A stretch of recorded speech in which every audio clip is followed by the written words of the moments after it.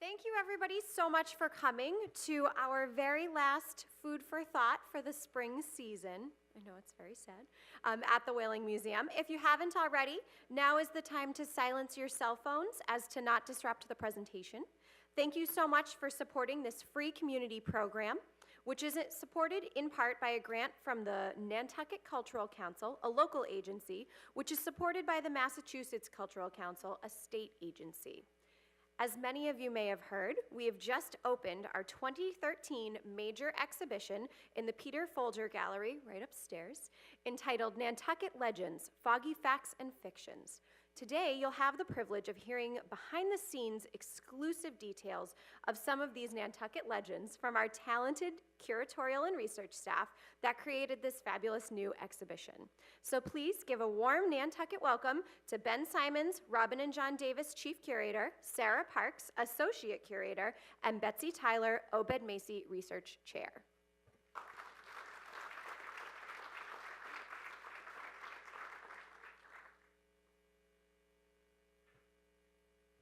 Thanks, Lindsay.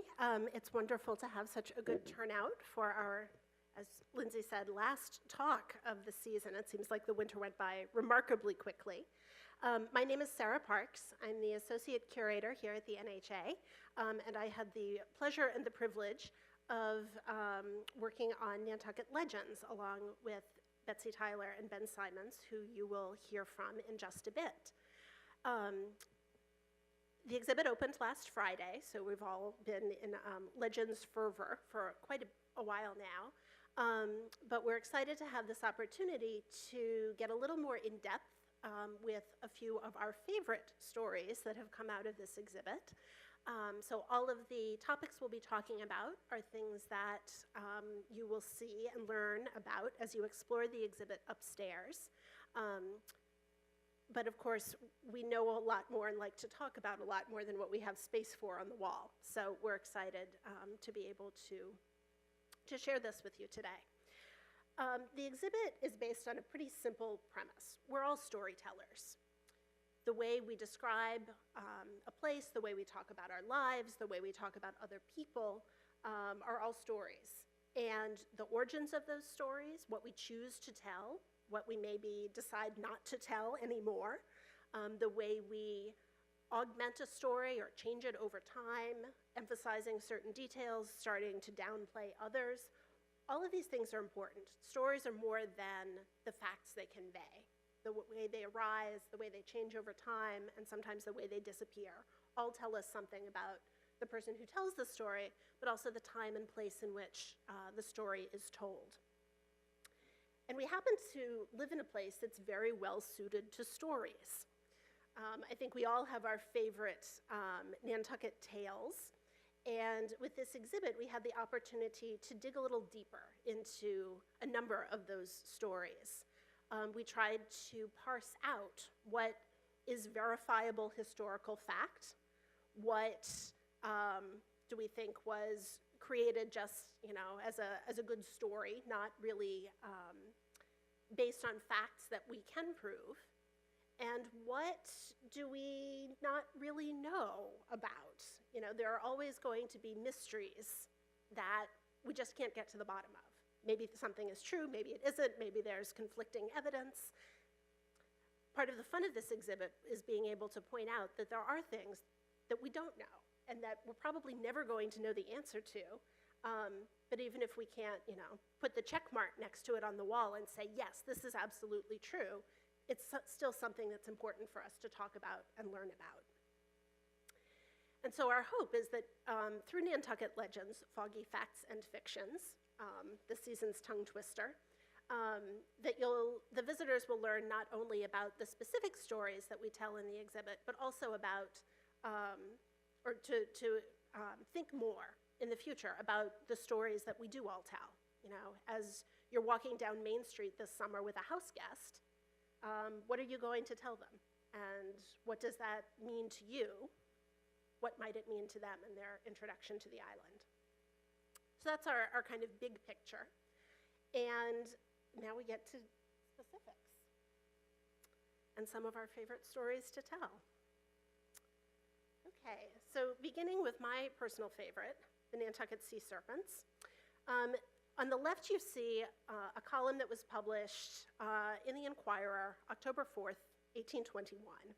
And the middle section of it reads, written on September 27th, I, Francis Joy, Jr. of Nantucket, in the county of Nantucket, merchant, do hereby certify that at about 9:30 this morning, I ascended the tower in this town, having an excellent telescope, and while I was engaged in looking out for vessels, I caught sight of the sea serpent, which was about 1 mile from the south shore, and about 3.5 miles from the tower.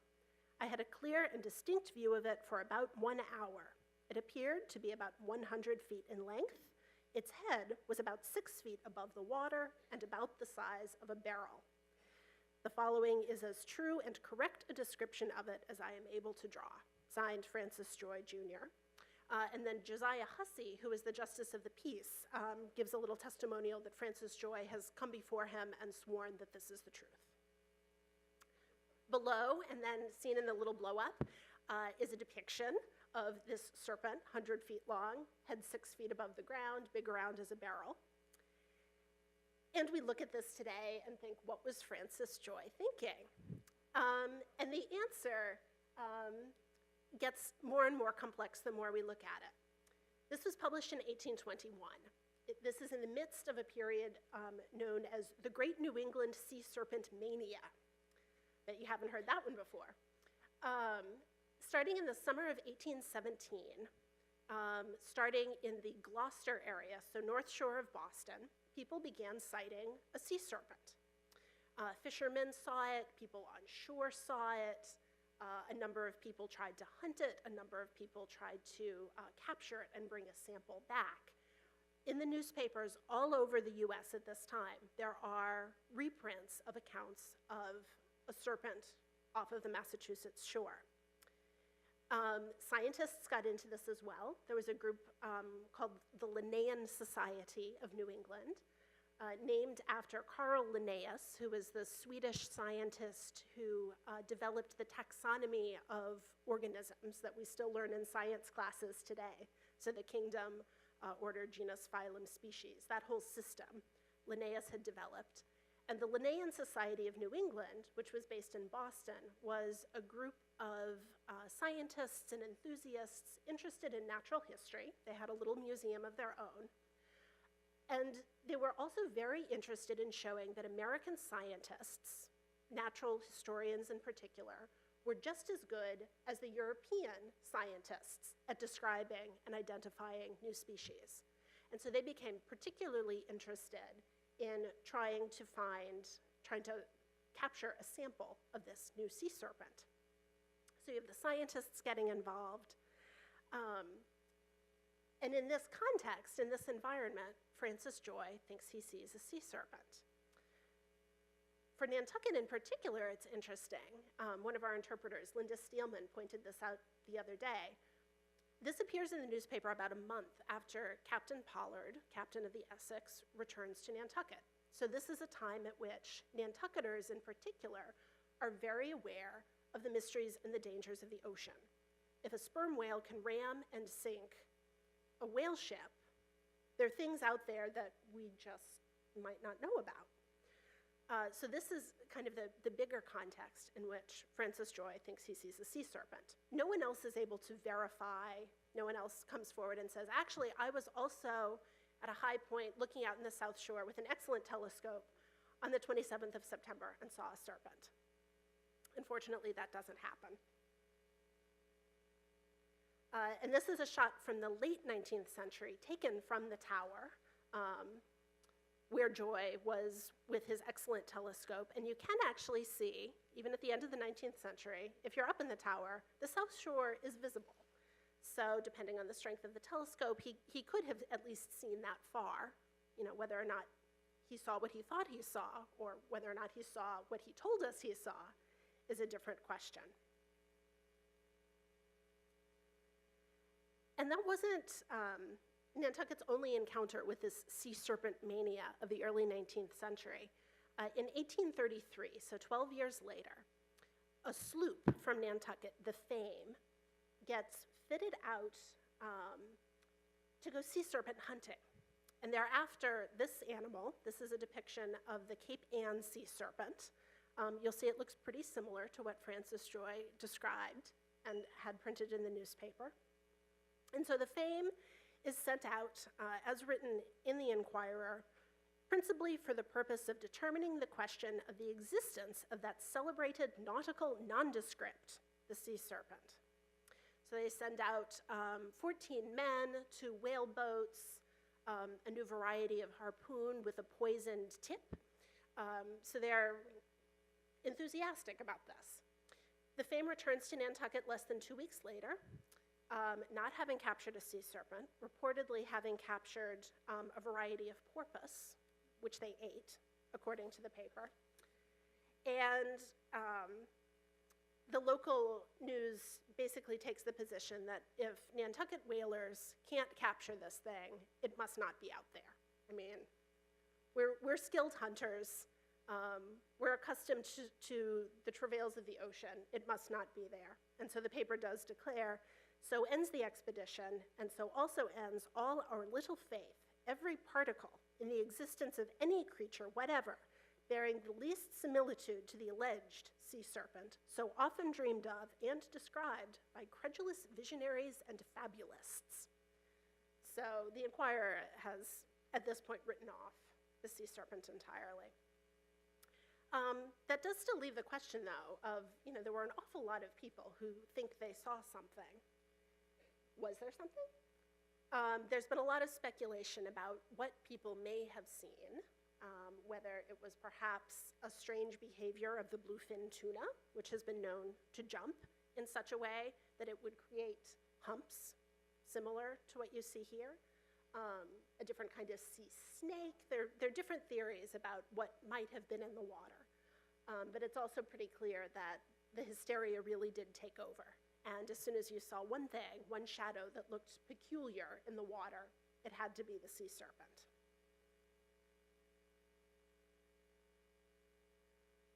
So then it's 1937, and we begin to get reports yet again of a sea serpent, a sea monster, in Nantucket. This appeared in the August 7th issue of the I&M.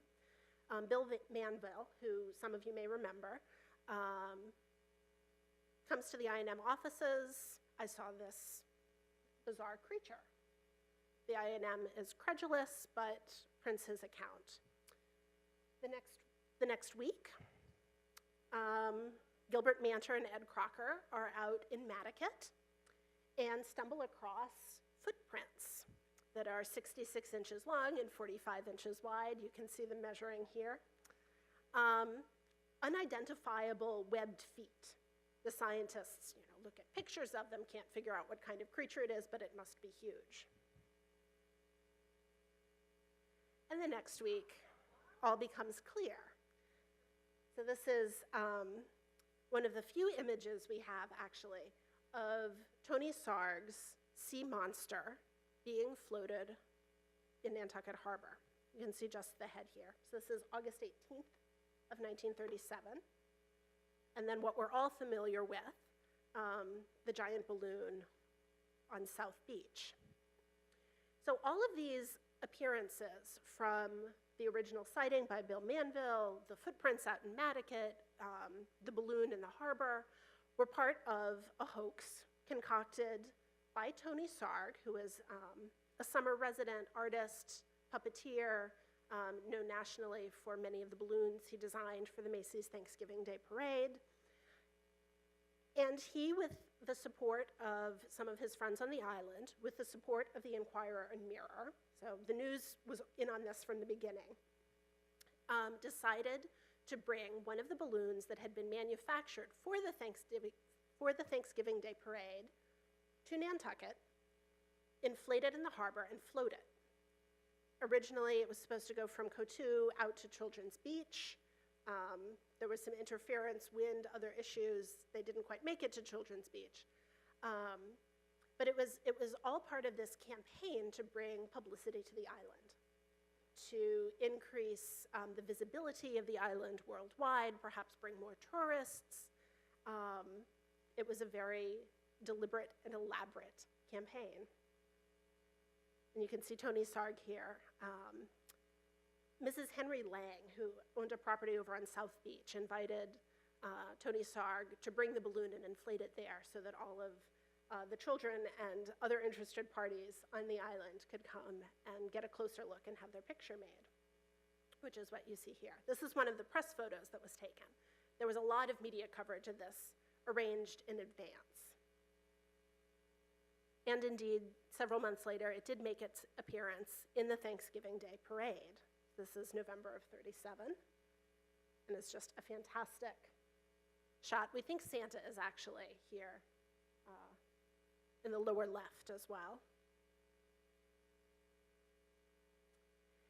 And this has become one of the events, one of the images of Nantucket that has really stuck with us through the 20th century. This is a story that keeps being told.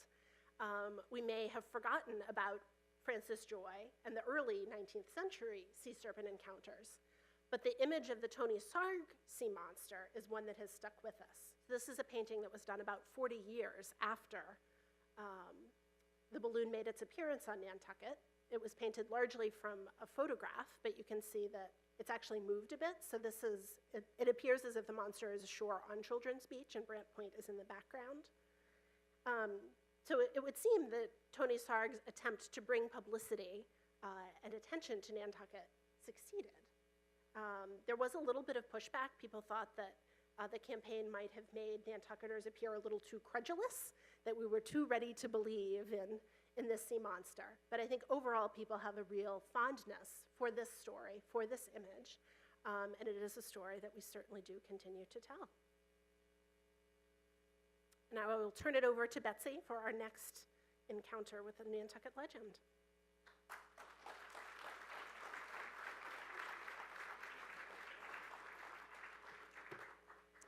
Well, since it's lunchtime, I think we'll talk about cheese. I don't know how many of you know this story about Nantucket, but it's one of my favorite legends, mainly because we're 99% sure that it's false, that it's fiction, 99% absolutely sure. But then there's the possibility that it could have happened. So let me give you a little background here. People believe this story because it appeared in print long ago in 1787. And most of you know about J. Hector St. John de Creve Coeur, who wrote Letters from an American Farmer. It was published in 1782, and there are 4 chapters in Creve Coeur's book, all about Nantucket, lots of great detail. And he's pretty trusted, although he makes a few statements we don't believe. He actually visited Nantucket 10 years earlier in 1772, stayed on the island a few weeks on Orange Street at Dr. Tupper's house, and wrote about Nantucket's peculiar customs and described the island. Well, his book was so popular when it was published in 1782 that there were many editions, and there was a later edition published in France in 1787 that had some new information. And one of the new items was a letter that Creve Coeur published in his book. And let me show you who he is. That's an image of Creve Coeur. He said in his book that the people of Nantucket were so grateful to the Marquis de Lafayette for his assistance in creating a favorable market for whale oil in France that they decided to send him a tribute. And this tribute was a 500-pound cheese. Now, Creve Coeur printed a translation of a letter that he said appeared in Les Gazettes de New Plymouth, the newspapers of New Plymouth in America, New England. He printed this letter, and the first paragraph of the letter discusses Lafayette's success in working with the French government to lift the tariff on whale oil. But here's the interesting part of the letter that was published in 1787. And you can read it along with me. Moved by gratitude for so great a service, the inhabitants of Nantucket assembled, voted and resolved that each one should give the milk from his cow over a period of 24 hours, that the entire amount should be made into a cheese weighing 500 pounds, which should be sent to Monsieur le Marquis, to Lafayette, as a slight testimonial indeed of the sincere affection and gratitude of the inhabitants of Nantucket. There's the Marquis de Lafayette. We've all decided we would send him a cheese if we could. Now, the citation that Creve Coeur gives, the very vague Les Gazettes de New Plymouth, became tweaked a little bit by the first biographer of Lafayette, who said that the letter was actually printed in the New Plymouth Gazette, September 19th, 1787. Well, that citation has been picked up and repeated by biographers still today. Here's some select cheesy biographies of Lafayette, starting with the 1825 biography by Robert Waln, who talks about the Nantucket Cheese. All through the 19th century, these are just a few that I found and verified that the Nantucket story's in there. And they continue into the 20th century, actually just a few years ago. And in 2011, at the research library, we got a newsletter from the Massachusetts Lafayette Society, which told the Nantucket Cheese story as if it were a true fact. It's kind of fascinating. But according to the records of the American Antiquarian Society in Worcester, which is America's largest collection of early newspapers, colonial newspapers, 18th, 19th century newspapers, there's no such thing as the New Plymouth Gazette. There's not even any newspaper in 1786 or 7 that published this letter that Creve Coeur cited, or that he printed in his book. We don't believe it ever existed. There's just no proof of it. But biographers continue to tell the story. It's a great story. And it actually was sort of repopularized in the mid-20th century in a children's book called A Cheese for Lafayette by Elizabeth Megg. Now, it turns out that Elizabeth Megg was actually two women, Elizabeth Winning Gope and Margaret Webb Sander, and they wrote some children's books together and called themselves Elizabeth Megg. They didn't have Nantucket connections, but they were big fans of Lafayette. So they created this wonderful book, and we have illustrations from this book in the exhibit. There's a beloved Nantucket cow. There they are making cheese. There they are weighing the 500-pound cheese. And there goes the cheese to France. And you'll note they are waving from a roof walk. Roof walks, widows' walks are part of our legendary exhibit. Now, we really, really wonder about this story.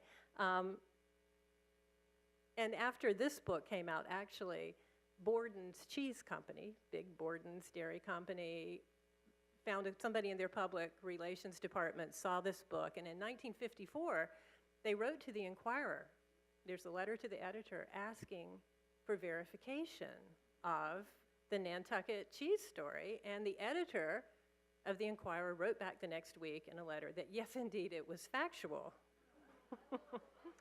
So the story continues. But we know that the newspaper, at least, has never been found. There are no memoirs or reminiscences or letters or journal entries, anything that talk about Nantucketers making a 500-pound cheese in 1786, and there's no town record of people voting together to make this tribute to Lafayette. But what's also interesting is that Obed Macey, who was Nantucket's first historian, recorded in his journal in 1824, many, many years later, the year before Lafayette died, the following entry. And at this time, Lafayette was touring the United States. And here's what Obed wrote. He said, "A town meeting was held to see if the town would appoint a committee to wait on General Lafayette, now in Boston, and invite him to make a visit to Nantucket in order to manifest in the most conspicuous manner the love and regard the people of this place entertain for him as a token for his great services rendered to this country in the time of the Revolutionary War. There appeared a small number very earnest that the plan should take effect, some of whom pled hard to carry their points. This was opposed by a number who pointed out the impropriety of having anything to do with it, that in time of war, we had ever found it best to observe a strict neutrality which had hitherto preserved us. Therefore, in time of peace, it was a good policy to observe the same neutrality. At length, a vote was taken that the subject should be indefinitely postponed, which was carried by a large majority." Now, if some of the people here on Nantucket or their children who contributed to making a 500-pound cheese for Lafayette in 1786 were at the town meeting in 1824, wouldn't they have made a compelling argument to invite the man they had so honored to visit Nantucket? But they didn't. And wouldn't a cheese reference have made its way into the town records or Obed's journal or the detailed Revolutionary War era diary of Keziah Coffin Fanning, who says nothing about it?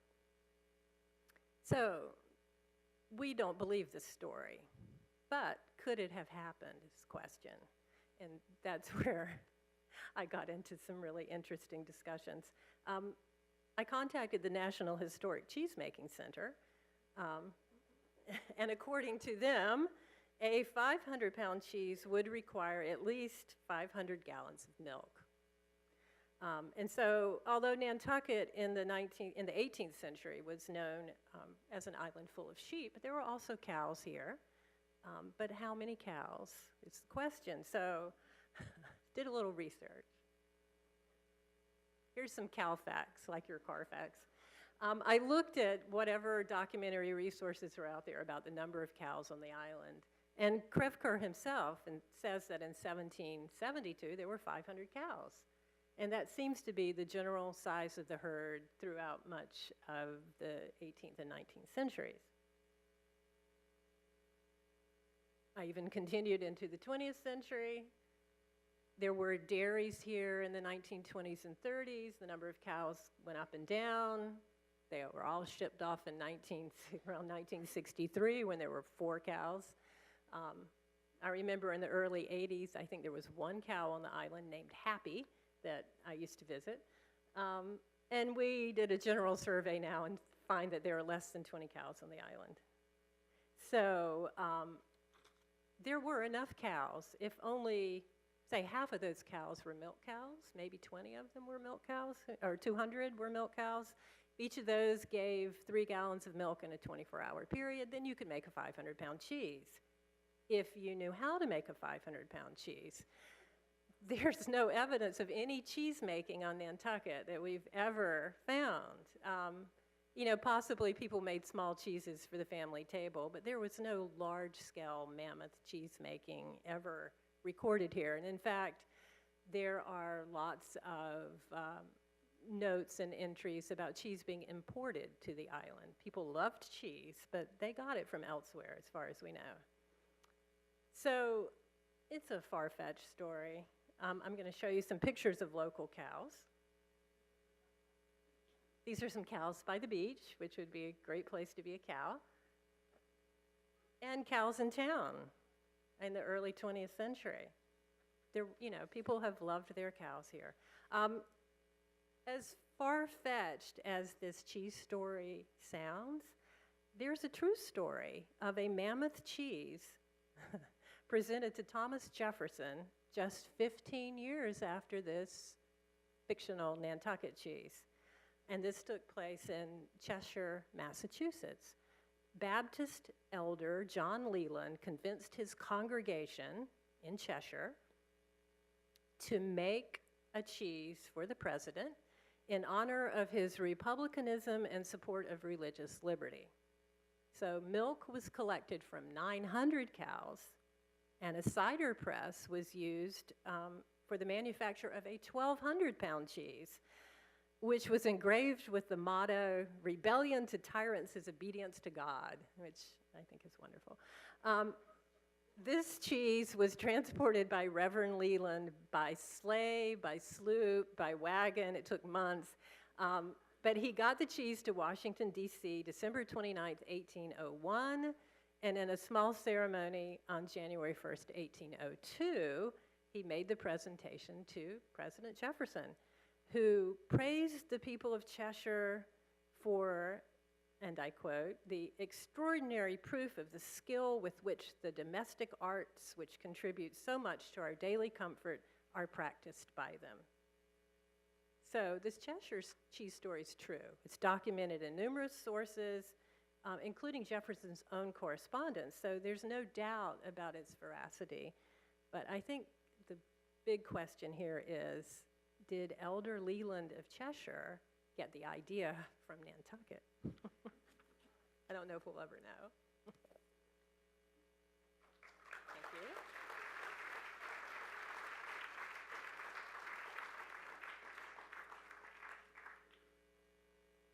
Okay, so I have an audience question to start out with. How many of you have tattoos? Aha.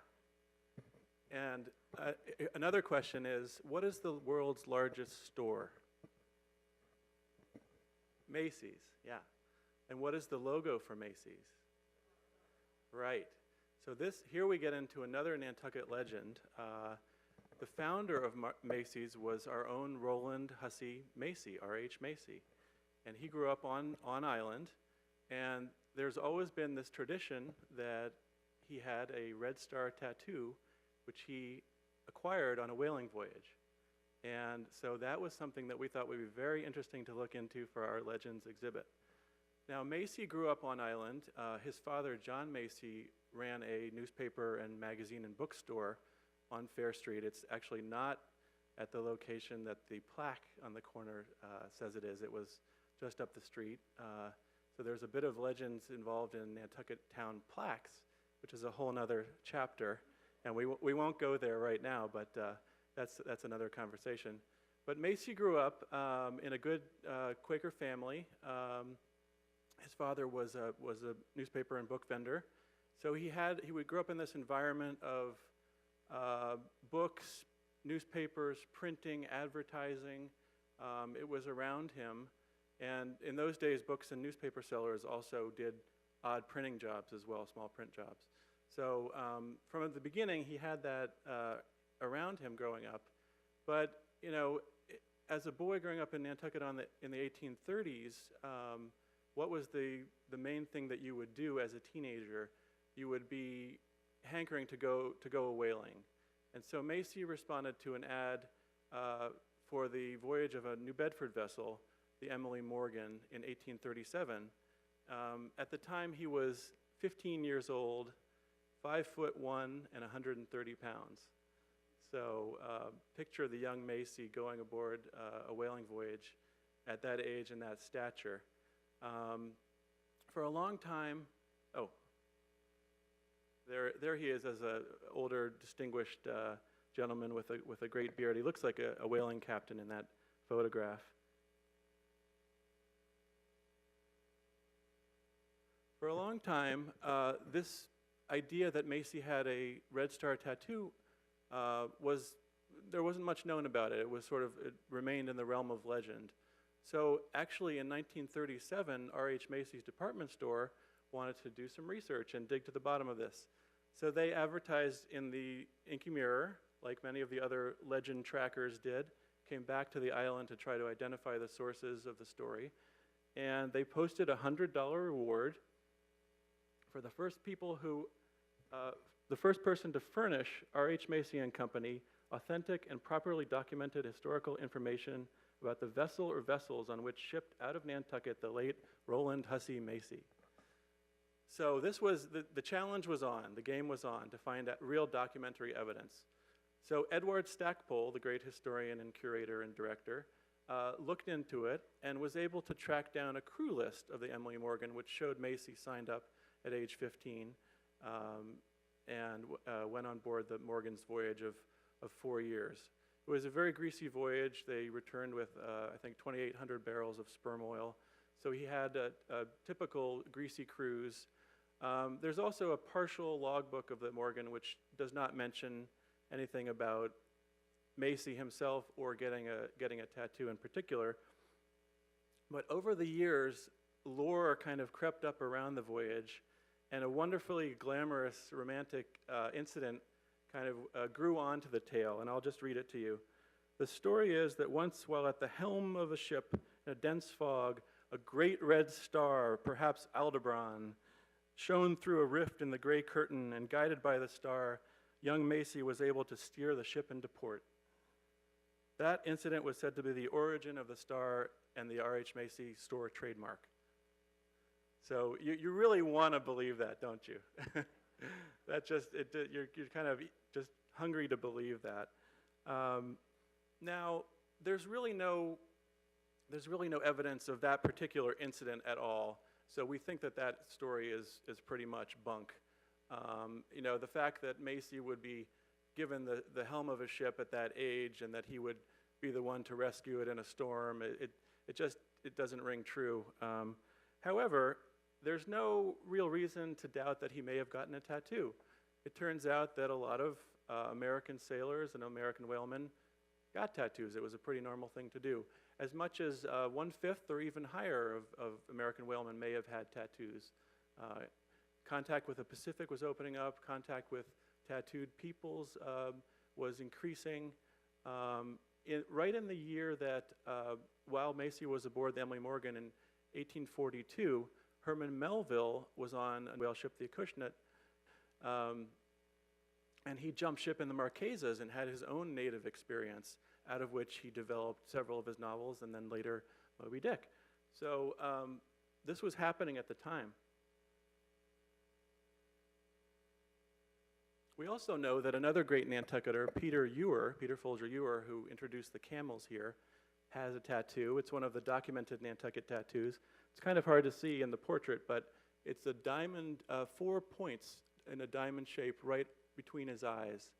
And the current theory is that it may be the Southern Cross, I believe, visible from the southern latitudes. And he may have gotten it on a whaling voyage, although that's not documented at all. In fact, the portrait was painted over, his tattoo was painted over, and was only revealed in conservation later on. So there was a censorship of his tattoo. But for Peter Ewer, who was an upstanding citizen, a prominent citizen, it was no problem to have his portrait painted with a tattoo, which is very interesting. This is one of the early 18th century prints of a Maori, a Marquesan warrior with an u'u club, his full body tattoo. And this is very interesting. This is Tupai Kupa, who comes from the 1830 publication The New Zealanders by George Lilly Craik, a Scotsman, who traveled the world and wrote books for the Society for the Diffusion of Useful Knowledge. And this was one of them, published in 1830, but Melville reads it in 1850, just as he's finishing Moby Dick. And if you're familiar with the story, Bulkington, the great tall Virginian who can't be kept on land, has to be out at sea. He was a great figure in Melville's mind at first, but then when Queequeg really comes to life in his writing, Bulkington kind of gets played down and actually gets dropped from the story. And one of the reasons that Queequeg became so prominent in the novel is because Melville had read about Tupai Kupa, a kind of a civilized savage, if you will, someone with great manners and a gentleman savage in the terminology of the time. But Tupai Kupa has this wonderful mocha, which is his signature. He says, European man write his signature with his mark, Tupai write it with his face, and he points to his face. So that is the mark or the signature of a Maori. And for Melville, this was a great moment. He transformed the character of Queequeg as Ishmael's companion into this incredible character of literature that we know. So it's interesting, that's happening exactly the same time that R.H. Macey is aboard a whale ship. Now Macey comes back from whaling, and that's his last whaling voyage. He tries his hand in dry goods in Boston. He goes out to the gold rush, like so many Nantucketers and so many entrepreneurs did, and comes back and then starts his store in Haverhill, Massachusetts, which is really his first successful enterprise. And eventually, in the late 1850s, purchases a property in New York City and opens the first R.H. Macys. And there are lots of reasons why people think Macey was successful at the beginning. One of them is that he advertised cash prices.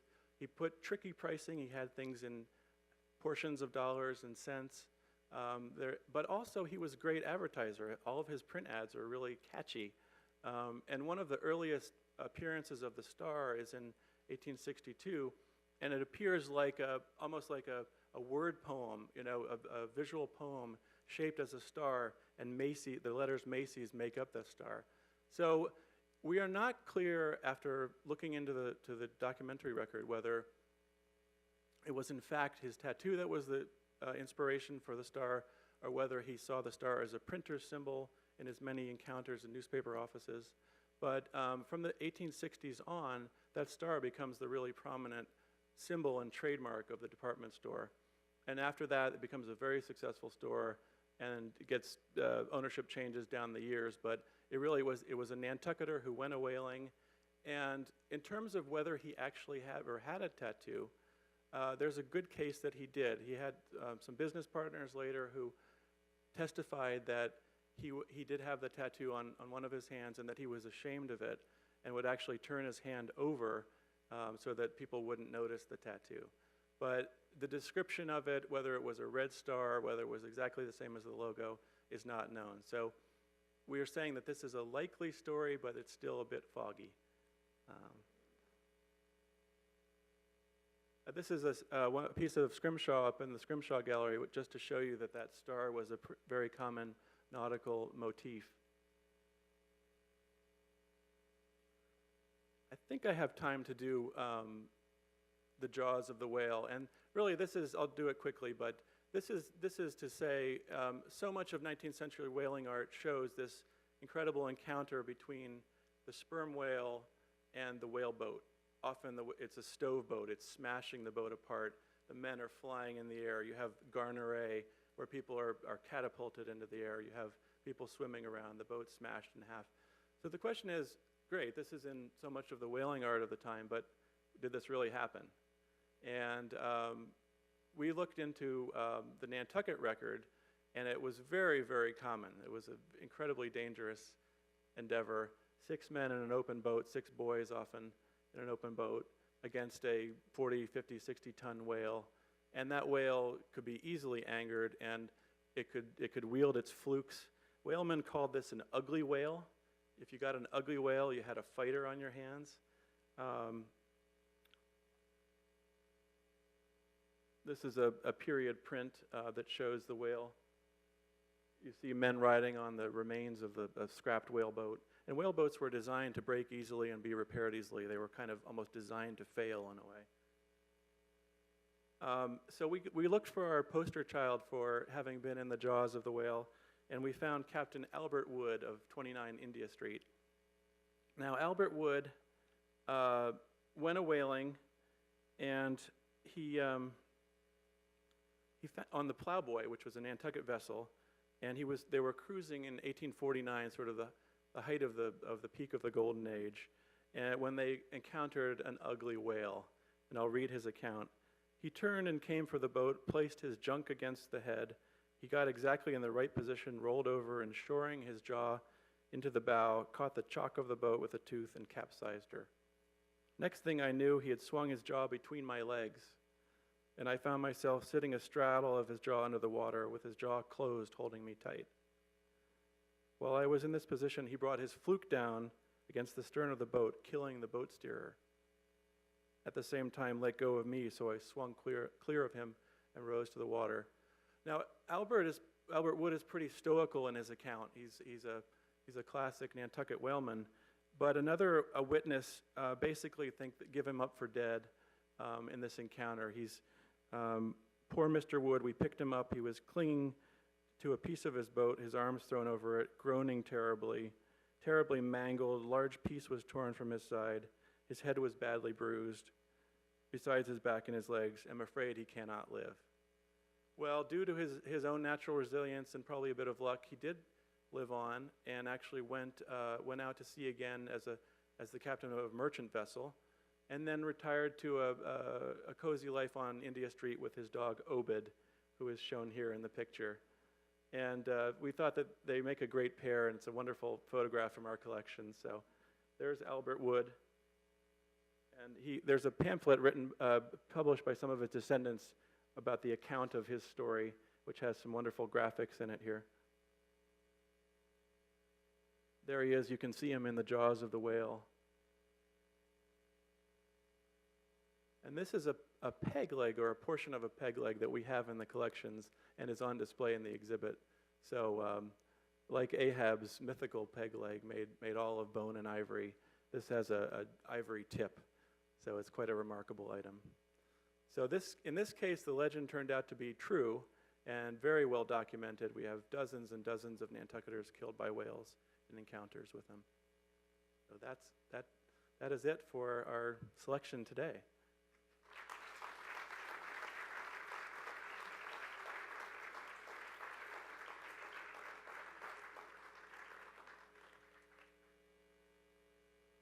This was one of our favorite quotes that we found through our process. And this is where you come in. One of the things that we did in the exhibit is create what we call our factometer up on one of the walls of the gallery. It's an enormous magnet board, and all of those little brown squares are laminated cards that have a statement on the front, and on the back we tell you what we think the resolution of that statement is. Is it fact? Is it foggy? Is it fiction? And up in the gallery, we have a little desk where we invite you to, in fact, give us your own factoid. If there is a story that you've always heard and wonder if it's true, if there's something your uncle told you 40 years ago and you really think he was pulling your leg but need to find out. And so we have here, if anyone would care to write your factoid, Harvey has a stack of papers and pencils. Ralph has a stack of papers and pencils, and we have some up here as well. So we'd invite you to give us a story in the middle of the paper, and then there's a space at the bottom, both for contact information and to let us know if it's okay if we add your factoid to the wall as well. So if you have any interest, the exhibit will be up through November 15th, so you have plenty of time to think about the stories. Thanks.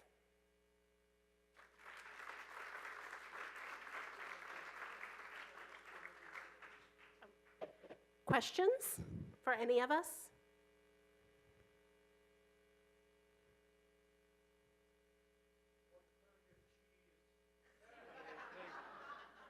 What kind of cheese do they think might be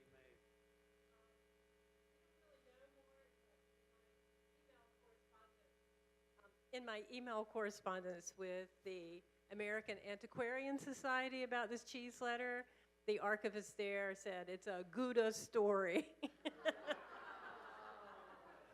horrible. Did Ed Stackpole ever get the $100? We did not track that down, but I'm almost positive that he did, because he also found a portrait of Emily Morgan and the portion of the log and the crew list. So he was right on it. Yeah. Anybody else?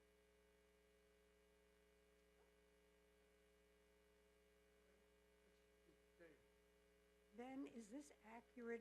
I have been told in the past that at some point Macys asked Edward if he could give them proof that Macy had ever been the captain of a ship, and they offered 1,000, and that Edward got. Is that story true? I think that's a perfect example of how stories are grow, because I think it refers to the that exact ad for $100 trying to document him being on any whaling voyage. So you add a 0 and you make him the captain, and that's the next telling of the tale.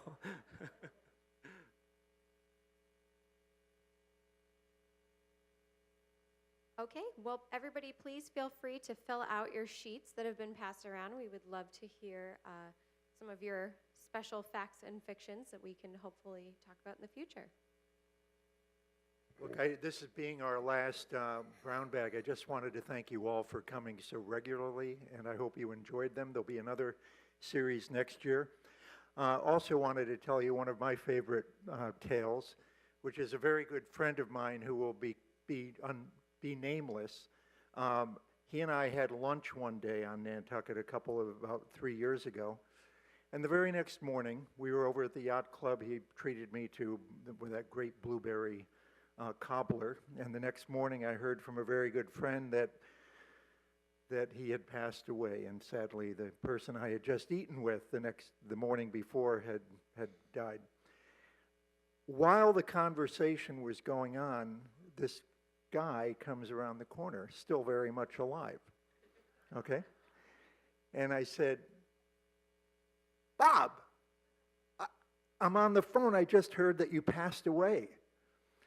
Long silence, and he says, oh, yeah, I hear that a lot, but I usually try to get 2 or 3 opinions. So we really hope you enjoy the exhibit. And you know what's been fun here is to watch the curatorial department and the research department putting this together. And enjoy it. Come back over and over again. Tell your friends about it, okay? Thanks a lot.